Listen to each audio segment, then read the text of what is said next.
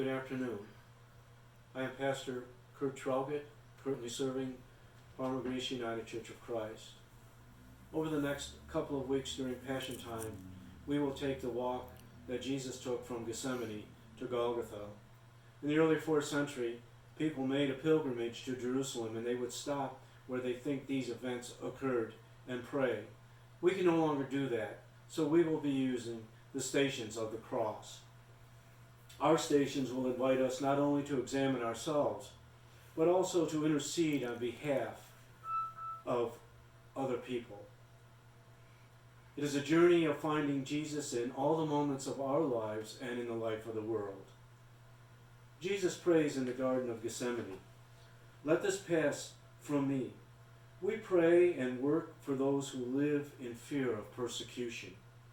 Hear these words from the Gospel of Matthew. Then Jesus went with his disciples to a place called Gethsemane. He said to the disciples, "Stay here while I go and pray over there." When he took Peter and Zebedee's 2 sons, he began to feel sad and anxious. And then he said to them, "I am very sad. It is as if I am dying. Stay here and keep alert with me." And then he went a short distance farther and fell on his face and prayed, "Abba, if it is possible, take this cup from me. However, not what I want, but what you want." And he came back to the disciples and he found them sleeping. And he said to Peter, "Couldn't you have stayed awake for just 1 hour? Stay alert and pray so that you won't give in to temptation. The spirit is willing, but the flesh is weak."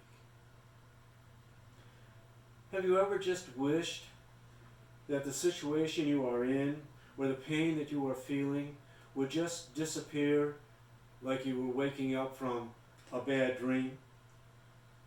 Jesus knows that pain.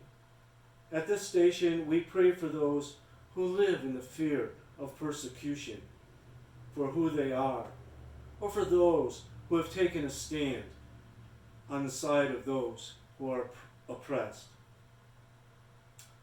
And here we find the Jesus who felt afraid and alone, and yet offered himself for a higher purpose.